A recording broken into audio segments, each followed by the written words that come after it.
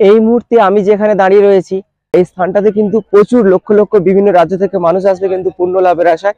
গঙ্গাসাগর মেলার বেশি দিন বাকি নেই। এরকম করে পুরো রোডটাকে এরকম করে সাজিয়ে তোলা হয়েছে। এই রোডটা কিন্তু সন্ধ্যা নামলে জাস্ট এই রকম দেখতে লাগবে।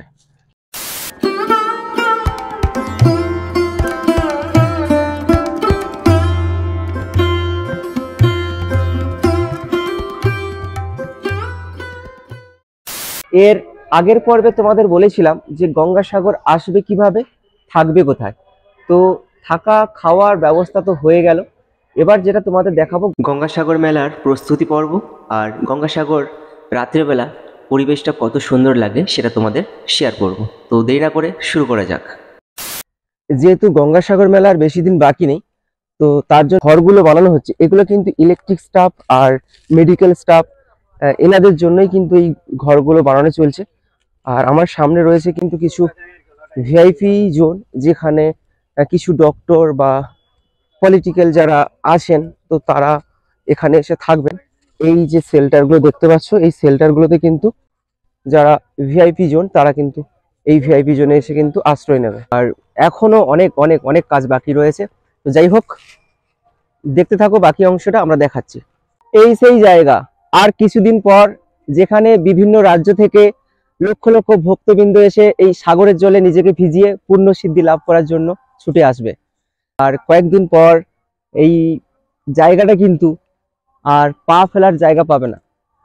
লক্ষ লক্ষ ভক্তবৃন্দ চারিদিকে, যেদিকে দু চোখ যায় সেদিক কিন্তু পুরো ভক্তবৃন্দ জড়ো হয়ে থাকবে। যে আমার আঙুলে সোজা করে দেখো, হলুদ হলুদ করে সব জ্বলছে জলের মাঝখানে ভেসে থেকে। এগুলো কিন্তু সব সেফটি প্রোটেকশনের জন্য দিয়ে দেওয়া হয়েছে, কারণ এর বাইরে কিন্তু কাউকে যেতে দেওয়া হবে না। আমার সামনে যেটা রয়েছে সেটা হচ্ছে এই যে গেট 1 গেট 2, এগুলো কিন্তু এখান থেকে ডালা নিয়ে তোমরা কিন্তু পুজো দিতে পারবে কপিল মুনির আশ্রমে। আর ওই পারেও রয়েছে অনেক কিছু। আর এই সামনে কিন্তু সোজা রাস্তা দেখতে পাচ্ছ, এটা কিন্তু পুরো স্নানের রাস্তা। আমার সামনে রয়েছে কপিল মুনির আশ্রম, আর আমার পিছনে রয়েছে মেন গেট, যেটা আগে এখানে স্নান হতো, কিন্তু এখন এই জায়গাতে যেতে হবে, এই রাস্তাতে যেতে হবে গিয়ে স্নানের জন্য, আর এই সাইড থেকেও যেতে হবে স্নানের জন্য। এই জায়গাটা কিন্তু এখন বন্ধ রাখা হয়েছে, কারণ কিন্তু এই জায়গাটাকে নতুন করে মেরামত করে কংক্রিট করে যত সম্ভবত স্নানের ঘাট হবে, যার কারণে কিন্তু প্রশাসন এই জায়গাটাতে স্নান করতে দিচ্ছে না। তো যার কারণে এই যে সামনের রাস্তা দেখতে পাচ্ছ, কংক্রিট রাস্তা করে দেওয়া হয়েছে, এখান থেকে গিয়ে কিন্তু তোমাদের স্নান করতে হবে। গঙ্গাসাগরে যে পুণ্য স্নান এখনো কিন্তু 7-8 দিন বাকি আছে, কিন্তু এই মুহূর্তে অবস্থা দেখো, মানুষের পুরো ঢল নেমে গেছে এই স্নানের জন্য। তাহলে 7-8 দিন পর এখানে যে স্থানটা, এই স্থানটাতে কিন্তু প্রচুর লক্ষ লক্ষ বিভিন্ন রাজ্য থেকে মানুষ আসবে কিন্তু পূর্ণ লাভের আশায়, আর এসে এই গঙ্গাসাগরে নিজেকে ভিজিয়ে তুলবে এই গঙ্গাসাগরের জলে।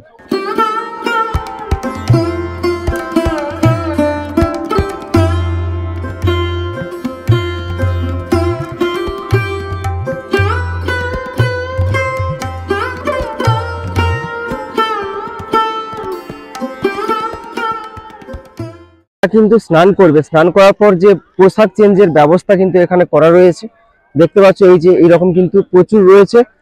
আর এর সঙ্গে তোমাদের একটা বার্তা দিয়ে রাখি, এখানে আসলে কিন্তু তোমরা ভেবেচিন্তে পা ফেলবে, কারণ এই সি বিচটা গঙ্গাসাগরের পূর্ণ স্নানের চেয়েও ভয়ঙ্কর হয়ে গেছে। প্রচুর মানুষের মলত্যাগ, পুরো সি বিচটা লাল কাঁকড়ার মতো পুরো মুখ তুলে সব বসে রয়েছে, সারি সারি মানুষের মলত্যাগের বর্জ্য পদার্থ। এই মন্দিরের দুই সাইডের ক্যাম্পাসে তোমাদের নজরে পড়বে সন্ন্যাসদের আস্তানা, যারা এই গঙ্গাসাগরের মেলার সময় এসে এখানে বসে থাকে এদের আস্তানাতে। এ তো গেল দিনের বেলা কপিলমুনি আশ্রমের রূপ, কিন্তু এই মন্দির কিন্তু রাতের বেলা এক আলাদা মায়াবী রূপ ধারণ করে, যেটা তোমাদের মন ছুঁয়ে যাবে।